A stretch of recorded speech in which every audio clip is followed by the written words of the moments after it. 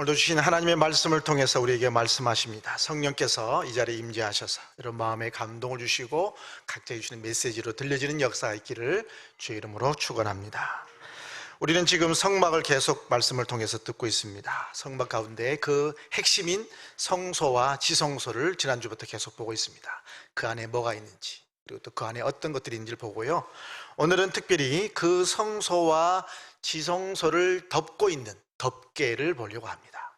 근데요, 그 덮개가 하나가 아니라 네 겹으로 되어 있다는 거죠. 네 겹으로 되어 있습니다. 그래서 겹겹이 쌓여서 네 겹으로 되어 있어서 비나 혹은 우박 혹은 폭풍으로부터 보호될 수 있도록, 그래서 이 성막을 한 겹도 아니고 네 겹으로 겹겹이 쌓아서 이것을 보호하고 있다는 얘기입니다. 자, 그렇다면 이 성막의 덮개를 이렇게 네 겹으로 쌓아놨는데 덮개가 의미가 뭔지, 그리고 상징적으로 오늘 우리에게 어떤 역사적인 어떤 의미를 주고 있는지를 함께 보려고 합니다. 덮개의 의미는 세 가지, 크게 세 가지인데요. 하나는 예수 그리스도를 의미합니다. 예수 그리스도를 상징해요. 또 하나는 교회를 의미하는 거고, 또 하나는 우리 성도들을 의미하는 겁니다. 이 세 가지가 덮개가 가지고 있는 상징적인 의미예요. 자, 첫 번째 먼저 보면 덮개는 예수 그리스도의 모습이다. 예수 그리스도를 나타낸다는 거예요. 자, 하나씩 덮개가 네 종류인데 다 예수 그리스도를 상징적으로 드러내고 있는 모습을 봅니다. 자, 첫 번째는요, 제 첫 번째 덮개는 그 제일 위에 있는 부분이죠. 안쪽에 있는 거죠. 보면 내부 덮개입니다. 자, 성경 말씀 보면 1절에 보면 너는 성막을 만들되 가늘게 꼰 배실과 청색, 자색, 홍색 실로 그룹을 정교하게 수놓은 10폭의 휘장을 만들라 그랬습니다. 자, 첫 번째 제 안쪽에 있는 덮개입니다. 길이는 20m, 14m입니다. 굉장히 길죠. 근데 여기 색깔이 있죠. 청색, 자색, 홍색, 가는 배실, 흰색, 네 종류입니다. 이 네 종류 색깔로 이것을 수놓아서 짜서 만드는데 그냥이 아니라 뭔가 무늬도 있어요. 뭐냐면 그룹을 만들어라. 그룹이라는 게 나와요. 이따가 나오겠지만, 자, 보십시오. 자, 이렇게 네 가지 색깔로 만드는데 이 네 가지 색깔은 다 예수 그리스도를 의미합니다. 청색은 생명 대신 그리스도, 자색은 왕 대신 그리스도, 홍색, 붉은색은 고난당하신 그리스도, 백색은 알다시피 부활하신, 하얀색 부활하신 예수 그리스도를 상징적으로 나타냅니다. 자, 한번 상상을 해보십시오. 지난주에 우리 널판 배웠습니다. 널판은 다 조각목으로 만드는데 거기 뭐로 쌌다고 그랬죠? 금으로 쌌다고 그랬습니다. 삼면이 다 조각목인데 그게 다 금으로 싸서 번쩍번쩍한다, 휘황찬란하다 그랬습니다. 금으로 쌌어요. 다 해서 거기에 금촛대가 있어서 불빛에서 번쩍번쩍 빛난다고 그랬습니다. 자, 근데 천정이 뭐로 됐는가? 천정이 여기 말씀처럼 청색, 자색, 홍색 가는 배실로 짰는데 그게 무늬가 있는데 뭐냐면 그게 휘장에 그룹으로 만들어라. 그룹이 생겼어요. 자, 이런 모양, 마치 천사가 찬송하는 듯한 모습, 이런 모습이 천장에 이렇게 쫙 그려져 있는 거예요. 수놓아져 있는 겁니다. 자, 천정을 바라보는 제사장, 그 번쩍번쩍하는 금 그 속에 있는 제사장의 마음이 어땠어요? 굉장히 경외감. 사방에는 금빛으로 빛나지 천정에는 휘장에서 거기서 그룹이 자기를 내려다보는 같은 그런 모습이죠. 위에서 그런 모습이란 말이죠. 엄청난 경외감과 두려움과 경건함, 거룩함을 느꼈을 겁니다. 자, 그룹은 저런 모양은요, 창세기 3장에 등장을 합니다. 제일 처음에 아담과 하와가 쫓겨나서 에덴 동산 쫓겨난 다음에 에덴 동산을 지키는 존재로서 하나님이 거기에 그룹을 세워줬어요. 그리고 이제 법궤 안에 보면 법궤 위에도 그룹의 모양이 이렇게 되어 있단 말이죠. 여러분, 이 첫 번째 덮개는 청색, 자색, 홍색 가는 배실로 짜서 바로 생명 되신 그리스도, 왕 되신 그리스도, 또 고난당하신 그리스도, 부활하신 예수 그리스도를 말씀하시는데, 참으로 우리 모든 모습도 마찬가지. 겉모습이 저렇게 천으로 쌓여져 있단 말이죠. 그러나 우리의 내부 그 안쪽은 굉장한 거죠. 하나님의 임재가 있는, 하나님 임재가 있는 그 거룩한 곳이란 말이죠. 그래서 고린도후서 한 16절 말씀 보면 우리가 낙심하지 아니하니 우리의 겉사람은 낡아지나 속사람은 날로 새로워지다. 겉은 어떨지 몰라도 속사람은 날로 새로워지도다. 우리가 겉모습뿐만 아니라 겉모습은 펴라하고 부족해 보일지라도 속사람은 거룩한 것을 품은 사람으로, 바깥은 비록 천일지라도 그 안에는 하나님의 임재가 있는 것처럼 내 삶이 날마다 새로워지는 그런 은혜가 있어야 될 것이다 하는 거죠. 그 첫 번째는요, 청색, 자색, 홍색 가는 배실로 덮여져 있고, 두 번째 덮개는요 바로 염소털로 짠 실로 만들어진 덮개입니다. 7절 말씀 보면 그 성막을 덮는 막 곧 휘장을 염소털로 만들되 11폭을 만들지라 그랬습니다.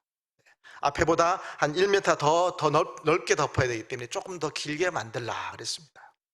그 당시에 염소털은 유목민들이 가장 많이 쓰는 천막 재료입니다. 그 당시에 광야 생활을 했기 때문에 천막을 계속 사용했는데 천막의 재료로 가장 많이 써야 되는 것이 바로 염소털입니다. 그리고 또 염소털은 성막 안에 습기를 제거해 주는 역할을 합니다. 습기가 생기지 않도록 해주고 또 한편으로는 보온해 주는 역할을 또 이 염소털이 하게 되는 거예요. 자, 성경에서 특별히 염소는 뭐에 많이 쓰입니까? 제물로 많이 쓰여져요.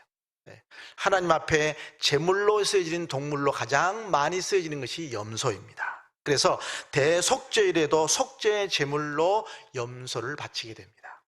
그래서 하나의 염소는 제단에 바쳐지고 또 다른 하나의 염소는 광야에 버려져서 죽임을 당하도록 하게 해 그 당시 그렇게 되어 있습니다. 그래서 염소 털로 덮었다는 것은 바로 버림받은 그리스도, 하나님의 뜻에서 하나님으로부터 버림받은 그리스도를 상징하는 거예요. 누구를 위해서? 여러분 위해서, 우리를 위해서. 예수님의 거룩한 순종, 우리 모든 사람을 구원하기 위해서 하나님의 말씀에 순종해서 하나님으로부터 버림받아서 이 땅에 오셔서 우리 모든 사람을 구원하기 위해 속죄양, 제물이 되신 속죄양 되신 예수 그리스도를 상징하는 게 바로 두 번째 덮개의 모습입니다. 버림받은 그리스도가 하나님과 인간이 만나는 지성소와 성소를 덮어서 보호하는 거예요. 예수 그리스도가 우리를 보호하듯이 그렇게 천막 성소와 지성소를 덮어서 우리를 보호하고 계시는 거죠. 그래서 우리는 예수 그리스도 밑에서 귀하신 하나님을 만나는 그런 경험을 하게 되는 것이죠. 그래서 두 번째 덮개가 바로 우리에서 속죄하신 예수 그리스도, 버림받은 예수 그리스도를 상징합니다. 세 번째 덮개는 붉은 물들인 수양 가죽으로 만들었다 그랬습니다. 세 번째 덮개는요, 14절 말씀 보면 붉은 물들인 순양의 가죽으로 막의 덮개를 만들고 그랬습니다. 여러분, 수양하면, 양하면 생각나는 게 있습니다. 바로 아브라함과 이삭. 아브라함이 이삭을 바쳐야 될 때에 이삭 대신에 양이 죽었고 순양이 죽었거든요. 대신 바쳤단 말이죠. 이삭이 죽어야 될 그 자리에 대신 죽었단 말이죠. 양이, 순양이 대신 죽었어요. 마찬가지로 죄인된 내가, 죄로 인해서 죽을 수밖에 없는 내가 죽어야 될 그 자리에 예수 그리스도가 대신 순양이 되셔서 대신 죽으신 겁니다. 죄로 인해서 내가 죽어야 되는데 예수님이 대신 순양이 되셔서 죽으셨단 말이죠. 근데 오늘 말씀 보니까 붉은 물들인 수양 가죽이랬습니다. 가죽이라는 것은 결국은 가죽만 남다는 것은 결국은 그 동물은 죽는다는 얘기죠. 죽어서 가죽을 남기는 거 아닙니까? 죽었다는 얘기예요.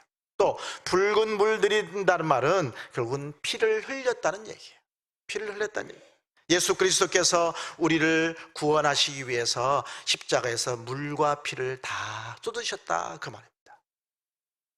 우리의 생명, 우리의 죄를 구원하고 우리를 구원하시기 위해서 피 흘리신 예수 그리스도, 피 흘리신 예수 그리스도를 상징하는 것이 세 번째 덮개입니다. 여러분, 출애굽 사건을 기억하시죠? 출애굽할 때에 어떻게 했습니까? 각 집마다 어린 양의 피를 다 문 앞에 바르라고 그랬죠. 그래서 어린 양을 잡아서 그 피를 문 앞에 바른 사람들 집에는 하나님의 사자, 죽음의 사자가 넘어가라, 거기는 들어가지 않고 넘어가라 그랬습니다. 그래서 넘어간다 해서 유월절입니다. 그래서 하나님의 그 희생양, 어린 양을 피를 바른 그 집은 다 구원받고 살아난 것처럼 예수 그리스도께서 피 흘리셔서 희생양이 되셔서 피 흘리신 그 예수 그리스도를 믿는 우리에게도 똑같은 구원의 은혜가 임하게 되는 것이죠. 그래서 두 번째 덮개진 염소털이나 세 번째인 양 다 마찬가지, 우리가 구원받게 된 것은 오직 예수 그리스도의 희생으로, 예수 그리스도의 죽음으로 우리가 구원받고 보호받는 것을 의미하고 있는 겁니다. 그래서 바울은 로마서에서 의인은 오직 믿음으로 말미암아 살리라, 오직 의인은 믿음으로 말미암아 살리라 그랬습니다. 뭘 믿음으로? 뭘 믿음으로요? 나를 위해 십자가 지신, 나의 죄를 대신 지신 예수 그리스도, 나를 위해 피 흘리신 예수 그리스도를 믿는 사람은 그로 말미암아 살리라, 구원받는다, 그 말입니다. 마지막으로 네 번째 덮개는 해달 가죽이라서, 해달 가죽. 해달 가죽. 해달 가죽은요, 이스라엘 사람들이 출애굽할 때에 신발을 만들기 위해서 가지고 나왔던 것이라고 합니다. 굉장히 질긴 거예요. 성경에 보니까 광야 40년 동안 발이 부르트지 않을 정도로 이렇게 나오죠. 그만큼 질긴 것으로 이 해달 가죽으로 신발을 만들었다고 합니다. 그런데 보셔서 알지만 굉장히 얼룩덜룩하고 초라해 보이고 가장 바깥에 있기 때문에 어떻게 할까요? 온갖 먼지, 온갖 더러운 것들을 다 여기가 붙을 수밖에 없는 그런 모양이죠. 마지막 모습이 그래요. 마지막 가장 바깥에 있는 덮개가 바로 해달 가죽인데, 겉으로 볼 때는 굉장히 초라해 보이고 더럽고 연약해 보이고 그런 겁니다. 그냥 또 어떻게 보면 그냥 텐트처럼 연약해 보이는 그런 모습들입니다. 그러나 겉은 그럴지 몰라도 내부는 뭐예요? 내부는 금으로 쌓여 있고, 그리고 하나님의 임재가 있는 거룩한 곳이란 말입니다. 바로 예수 그리스도의 모습이 그러한 거예요. 외모로는 초라해 보이지만 고귀하신 하나님이란 말입니다. 고귀하신 하나님이라는 거죠. 이사야 53장 2절에 바로 그런 예수 그리스도의 모습을 기록해 놨습니다. 같이 한번 읽어볼까요? 그는 주 앞에서 자라나기를 연한 순 같고 마른 땅에서 나온 뿌리 같아서 고운 모양도 없고 풍채도 없은즉 우리가 보기에 흠모할 만한 아름다운 것이 없도다. 예수 그리스도, 귀한 하나님의 아들이시지만 이 땅에 오셨을 때는 정말 아무것도 없는 정말 초라한 모습으로 왔단 말이죠. 무명의 나사렛 동네에서 자라셨죠. 무명의 여인에게서 태어났고 그 당시에 별로 중요하게 취급하지 않는 목수의 아들로 자랐고, 마구간 구유가 그의 탄생 장소예요. 길거리에서 나서 길거리에서 열심히 사역하다가 길거리에서 돌아가셨단 말이죠. 흠모할 만한 것이 전혀 없는, 그러나 성막안은 휘황찬란한 것이고 하나님의 임재가 있는 거룩한 곳이란 말이죠. 그 성막안이 오늘날로 따지면요, 한 평당 한 20억 되는 정도라고 합니다. 금으로 쌓여져 있으니까요. 겉으로 볼 때는 그냥 초라해 보이고 연약해 보이지만 그 안에는 엄청난 휘황찬란한 것이고 금으로 쌓여지고 귀한 곳인 것처럼, 바로 예수 그리스도가 태어나고 또 살아가는 그 모든 삶의 현장은 초라해 보이고 부족해 보이지만 예수 그리스도 안에서 값진 생명이 있고 권세가 있고 능력이 있는 것이죠. 예수 그리스도를 통해서 구원의 역사가 일어난단 말이죠.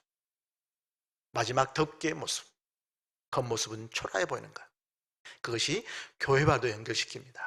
덮개는 또 하나의 모습이 교회라고 그랬습니다. 사실 교회도 보면 교회 들어오는 사람 다 죄인들이 들어오죠. 죄 많은 사람들, 연약한 사람들, 가난한 사람들, 걱정 여인 사람들 주님 앞에 나와서 기도하면서 위로받고,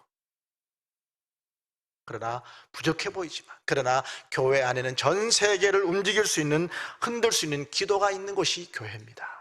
만왕의 왕 되신 예수님이 계시는 곳이고 온 세계를 다스리신 창조주 하나님이 계신 곳이 교회입니다. 환난과 핍박 중에도 믿음으로 버티는 성도들이 있는 곳이 교회란 말이죠. 교회만이 이 세상에서 유일하게 생명을 공급하는 기관입니다. 이 세상에 어느 건물을, 어느 좋은 아무리 화려한 건물일지라도 거기에 생명이 있습니까? 생명이 없죠. 교회만이, 이 안에만이 진정한 생명이 있는 곳이란 말이죠. 세 번째가 바로 덮개는 성도들의 모습이에요. 우리 얼마나 연약합니까? 부족하죠. 대단하지 않습니다. 조금만 걱정이 있어서, 어려움이 있어서 좌절되고 우울하고 땅이 꺼지고 힘들어합니다. 초라합니다. 마치 마지막 덮개처럼 초라해 보이고 먼지 덮이고 온갖 오물 다 덮이고 더럽고 그런 모습. 그런데 우리는 보통 존재가 아니죠. 겉으로 볼 때는 연약해 보이고 쉽게 넘어져 같은 그런 어떤 존재이지만, 그러나 우리는 하나님의 형상대로 지음받은 거룩한 존재인 줄 믿습니다. 우리는 하나님의 형상대로, 이것만 해도 우리가 얼마나 자부심 가질 수 있습니까? 하나님의 외아들이신 생명, 외아들의 생명까지도 바꿀 귀한 값진 존재라는 거죠. 그리고 성령이 함께 해주시고 천사가 도와주는 존재란 말이죠. 고린도서 6장 말씀 보십시오. 무명한 자 같으나 유명한 자여, 죽은 자 같으나 보라 우리가 살아있고, 징계를 받는 자 같으나 죽임을 당하지 아니하고, 근심하는 자 같으나 항상 기뻐하고, 가난한 자 같으나 많은 사람을 부요하게 하고, 아무것도 없는 자 같으나 모든 것을 가진 자로다. 우리는 부족해 보이지만 하나님이 함께 하신 존재예요. 예수 그리스도의 보혈의 공로로 구속함을 받은 존재입니다. 그리고 성령님이 거하시는 거룩한 성전이라고 그랬어요. 우리 몸이 거룩한 성전이에요. 우리는 세상 사람들이 뭐라고 해도, 교회에 대해서 뭐라고 하고, 교회 다니는 사람들이 뭐라고 해도 그냥 한 귀로 흘겨보시죠. 우리는 하나님의 자녀예요. 거룩한 하나님의 백성입니다. 주눅들 필요 없습니다. 우리에게는 그들이 없는 뭐가 있어요? 구원이 있어요. 마지막에 갈 데가 어디 있어요? 천국이 있단 말이죠. 이것만 해도 우리는 정말 귀한 존재 아닙니까? 우리는 마지막에 구원의 은혜로 천국 갈 수 있는 귀한 존재라는 사실, 이것만 기억하십시오. 여러분, 하나님 앞에 온전히 섰던 모르드게를 죽이려던 하만이 오히려 죽임을 당했습니다. 하나님 앞에 믿음으로 섰던 다윗, 온갖 고난과 어려움이 있었지만 그 다윗을 죽이려던 골리앗이 도리어 목이 잘렸죠. 하나님 앞에 정말 온갖 광야 생활의 힘든 가운데서도 정말 믿음의 사역을 잘 감당했던 모세를 죽이려던 바로가 도리어 물에 빠져 죽었죠. 다니엘, 하나님의 뜻을 정하고 믿음으로 살려고 했던 그를 죽이려던 정적들이 다 사자법이 되어버렸죠. 부족하지만 우리가 하나님 앞에 믿음으로 살려고 할 때 하나님 우리를 보호하시고 인도하여 주신 줄 믿습니다. 마지막으로 중요한 것은 이 덮개가 한 겹도 아니고 두 겹도 아니고 네 겹으로 쌓였단 말이죠. 왜 이렇게 겹겹이 쌓였을까? 답답한 느낌이 들지 않습니까?